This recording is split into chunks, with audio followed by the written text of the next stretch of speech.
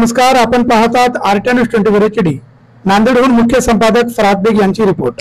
कारेगाव परिसरातील नायगाव तालुक्यातील राहेर येथील नदीपात्रावर गुरुवारी 30 मे 2024 रोजी पहाटे नायगाव तालुका तहसीलदार धम्मप्रिया गायकवाड यांनी वाळू माफियाविरुद्ध धाडसी कारवाई केली असून राहेर येथे नदीपात्रातून अवैधरित्या वाळूचा उपसा करणारी बोट व इतर साहित्य जाळून नष्ट करण्यात आले। अशा प्रकारची पहिलीच कारवाई करण्यात आल्याने तहसीलदारांच्या धाडसाचे कौतुक करण्यात येत आहे। मागील काही दिवसापासून नायगाव तालुक्यात महसूल विभागाला अंधारात ठेवून काही माफिया कुठलीही परवानगी नसताना राहेर परिसरातील गोदावरी नदीपात्रातून वाळूचा अवैध उपसा करत होते। यामुळे शासनाचे तर आर्थिक नुकसान तर होतच होते, पण महसूल विभागाचीही बदनामी होत होती। त्यामुळे गुरुवारी 5 मे 2024 रोजी पहाटे तहसीलदारांनी धाडसी पाऊल उचलून वाळू माफियांचे कंबरडे तर मोडलेच, पण या कारवाईतून माफियांना एक प्रकारे इशाराही दिला आहे।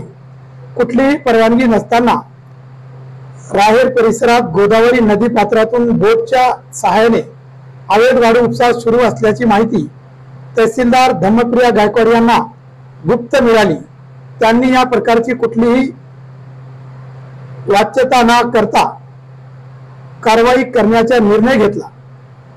गुरुवारी पहाटे स्वत वाहन चालक तुकाराम पुरी, सुधाकर देववाड, डोंगरगाव पोलीस पाटील, जमनाजी देववाड, कुंटूर पोलीस ठाण्याचे कर्मचारी बशीर शेख व पोलीस वाहन चालक यांना सोबत घेऊन थेट गोदावरी नदी गाठली।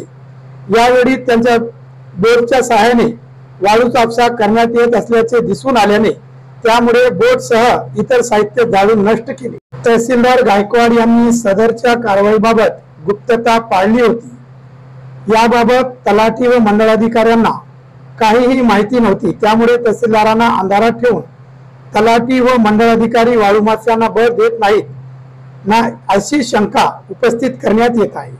जिल्ह्यातील व महाराष्ट्रातील ताज्या घडामोडीवर अपडेट राहण्यासाठी आरटीआय न्यूज 24 HD YouTube चॅनलला सबस्क्राईब आणि लाईक करा।